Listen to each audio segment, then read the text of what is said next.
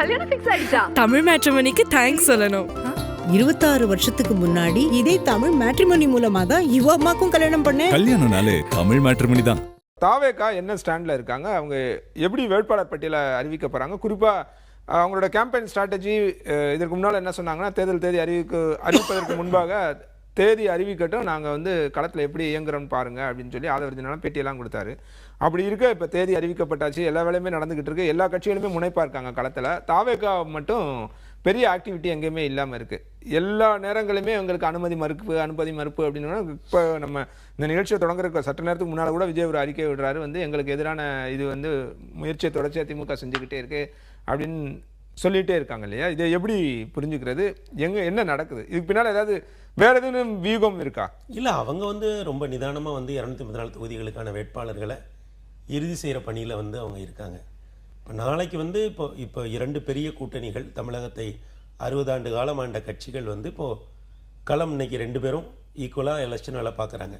ஆனால் நாளைக்கு தாவேகா இறங்கும் போது இன்னும் எப்படி அது இன்னும் வேகம் எடுக்குது அப்படிங்கிறத நம்ம நாளைக்கு உணர முடியும். இப்போ கூட அவர் வந்து அவரோட இன்னைக்கு இப்போ சற்று முன் வந்த அந்த அறிக்கையில் கூட காபந்து திமுக அரசு அப்படிங்கிற வார்த்தையை, ஆனால் அது சரியில்லைன்னு தான் நான் நினைக்கிறேன். டெக்னிக்கலி வந்து ஒரு ஆதவர்ஜுனா தொடர்ச்சி அதை சொல்லிக்கிட்டே இருக்காரு, இவங்க எம்எல்ஏ கிடையாது, இவங்க அமைச்சர் கிடையாது. காபந்துங்கிறது எப்பன்னா தேர்தல் முடிஞ்ச பிறகு இப்போ இன்னொரு அரசு தேர்வாயிருச்சுன்னு வைங்க, அந்த அரசு தேர்வான அந்த இடைப்பட்ட காலத்தில் இருக்காதான் காபந்து அரசு. இந்த அரசுக்கு வந்து இது எக்ஸிக்யூட்டிவ் கவர்மெண்ட் தான், இது வந்து அவங்க தேவையான முடிவு, புதிய திட்டங்களை அறிவிக்க முடியாது தவிர ஒரு சில ரெஸ்ட்ரிக்ஷன்ஸ் தவிர மற்றபடி இவங்களுக்கு ஒரு இருக்கு. ஆனால் அந்த வார்த்தையை அவங்க பயன்படுத்துறது ஏன் பயன்படுத்துறாங்கன்னா, திமுக எதிர்ப்புங்களை அவங்க கூர்மையாக இருக்காங்க. அப்போ ஒன்று தெளிவாக தெரியுது, அவங்க நான் எப்போ வந்தாலும் திமுக எதிர்ப்பு தான். அவங்க பாஜக கூட்டணி பற்றியோ அஇஅதிமுக கூட்டணி பற்றியோ எதுவுமே பேச போகிறதில்ல, முழுக்க திமுக எதிர்ப்பில் தான் அவங்க போகிறாங்க. அது தெளிவாக இன்னைக்கு வந்திருக்க அறிக்கையிலையும் தெரியுது. இப்போ நேற்று கூட வந்து பார்த்தீங்கன்னா, நம்ம அருமை நண்பர் ஐயா பொன்ராஜுக்கு எதிராக அவர் பேசிய ஒரு விஷயத்துக்கு எதிராக ஐயா விஜய் அவர்களே போய் டிஜிபி ஆஃபீஸில் போய் ஒரு கம்ப்ளைண்ட் கொடுத்தாங்க, புகார் கொடுத்தாங்க. அப்போ அதெல்லாம் வந்து அவங்களுக்கு தெரியுது, இந்த இடத்த நாம கண்டுபிடிச்சி இது மேலே வந்து ஒரு புகார் கொடுக்கணும். அந்த அளவுக்கு அவங்க வந்து ஓகே, இந்த களத்தில் சின்ன விஷயங்களை கூட நம்ம வந்து அரசியலுக்கு பயன்படுத்திக்க முடியுமா அப்படின்னு பார்க்குறாங்க. அந்த அளவில் அவங்களுக்கு வந்து அந்த அந்த அந்த ஃப்ளோக்குள்ளே அவங்க நிற்கிறாங்க அப்படிங்கிறத வந்து நம்மளால உணர முடியும். இல்லை, அது புரிஞ்சுக்கிறேன். இப்போ திமுக எதிர்ப்புன்னு தொடர்ச்சியாக சொல்கிறாங்க இல்லையா, போட்டி வந்து திமுக வர்சஸ் தாவேகா, எங்கள் 2 பேத்துக்கு தான் போட்டி அப்படின்னு சொல்லும்போது அது யாருக்கு சாதகமாக இருக்குன்னு நினைக்கிறீங்க இப்போ இருக்க சூழலில்? சார், இந்த தேர்தலோட பெரிய மேஜிக்கே தான் சார். அவங்க எவ்வளோ ஓட்டை வாங்க போகிறாங்க, 2 கேள்வி தானே சார். அவங்க எவ்வளோ ஓட்டு வாங்க போகிறாங்க, யார் ஓட்டை வாங்க போகிறாங்க. சரி, இப்போ அதுதான் வந்து சார். ஏன்னா இதுவரை நம்ம 60 ஆண்டு காலம் பார்த்த தேர்தல் வந்து இளையா சூரியனா, நம்ம இவங்களுக்கு எவ்வளோ இருக்குது, இவங்க ஆன்டி இன்கம்பன்சி எவ்வளோ இருக்குது, இங்கே எங்கே போகும். ஆனால் இந்த தேர்தலில் ஒரு பவர்ஃபுல் பிளேயர் வந்திருக்காரு. ஏன்னா 89 தேர்தலில் காங்கிரஸ் ஏறக்குறைய 19.9 20% வரைக்கும் வந்தாங்க. அதற்கு பிறகு இப்போதான் ஒரு பெரிய பவர்ஃபுல் பிளேயர் வந்து அந்த 20ங்கிற மார்க்கெல்லாம் தாண்டி போகக்கூடிய அளவுக்கு, பெர்சன்டேஜெல்லாம் தாண்டி போகக்கூடிய அளவுக்கு ஒரு நபராக அவர் வராரு. அதுதான் என்னோட கேள்வி. ஒருவேளை நீங்க சொல்ற மாதிரி இரட்டை இலக்கத்துல 20% மேல வாங்கினாரு அப்படின்னா? இல்ல, என் நிலைப்பாடு அது இல்லை. என்னோட நிலைப்பாடு அவர் முதல்வராகவோ எதிர்கட்சி தலைவராகவோ வந்துருவாரு, வாய்ப்பு இருக்கு. எந்த வேலையுமே செய்யல. இல்ல, நான் இப்ப சொல்லலைங்க, நம்ம தொலைக்காட்சியிலேயே இல்ல, நீங்க நான் கவனிச்சுட்டு தான் இருக்கு, நீங்க நிறைய பேசி நான் வந்து ஆகஸ்ட் மாதமே சொல்லியிருக்கேன், அவர் முதல்வராகவோ தம்பி அவர் முதல்வராகவோ எதிர்கட்சி தலைவராகவோ வருவார் அப்படிங்கறதான் வந்து என்னோட புரிதல். ஏன்னா நான் பாக்குறேன் பெண்கள் மத்தியில் அவருக்கு ஒரு பெரிய செல்வாக்கு இருக்கதை பார்க்குறேன்.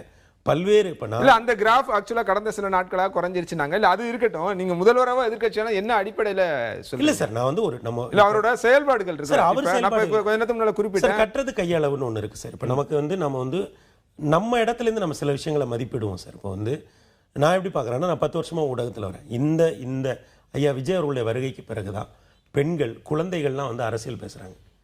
நண்பர்கள் வீட்டுக்கு அரசியல் பேசுறாங்களா? நண்பர்கள் வீட்டுக்கு போனாலோ, ஒரு நிகழ்ச்சி விஜய் பத்தி பேசுறாங்க, நிகழ்ச்சிக்கு போனாலோ இப்ப நம்ம கிட்ட வந்து பேசுறாங்கல்ல, உங்க நிகழ்ச்சியை பார்த்தேன், இப்படி இருக்கு அப்படி இருக்கு அப்படின்னு சொல்லி அவங்க பேசுறாங்க.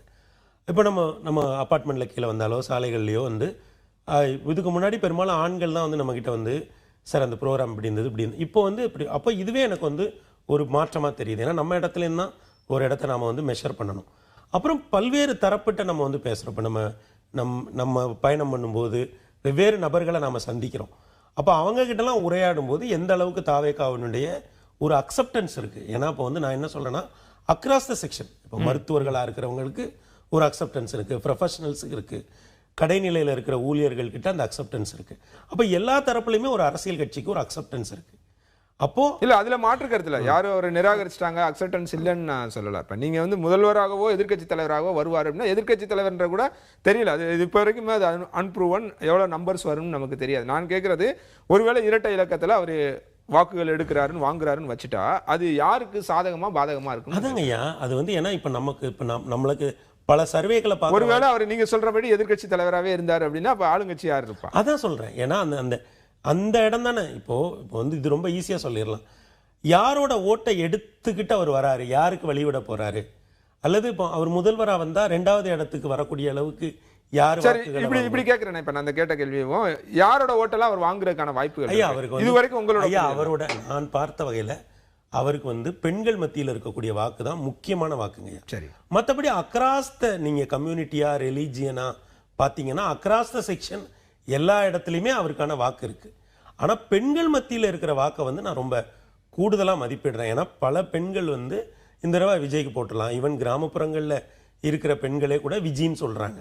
அவங்களுக்கு விஜய்ங்கிற பேர் கூட வரமாட்டாங்க, விஜய்க்கு போட்டுடலாம் அப்படின்னு சொல்லி அவங்க சொல்றாங்க. அப்ப நான் வந்து அவருக்கு பெரிய பலமா இருக்கிறது அப்படின்னு நான் என்ன நினைக்கிறேன்னா, பெண்கள் வாக்கு அவருக்கு பெரிய பலம். அது வந்து நான் வந்து இந்த அக்ராஸ் செக்ஷன் ஒரு 18 வயதுல இருந்து இந்த மதிப்பீடு ஆரம்பத்துல இருந்து இப்ப வரைக்கும் அப்படியே தான் இருக்கு. எங்க எந்த சரிவோ பேசுறதுல நான் பேசி பார்க்கறதுல இது வந்து எந்த விதத்திலையும் சமீபத்துல ஒரு குடும்ப பிரச்சனைகள் வந்தப்பயுமே அதெல்லாம் நம்ம பொலிட்டிக்கலி ஒரு ஸ்டேட் வந்து மெச்சூர்டு ஸ்டேட்னு சொல்லிட்டு இன்னொரு புறத்துல குடும்பம் அதெல்லாம் தமிழ்நாடு பெருசா பார்க்காது, அது வந்து செகண்டரி.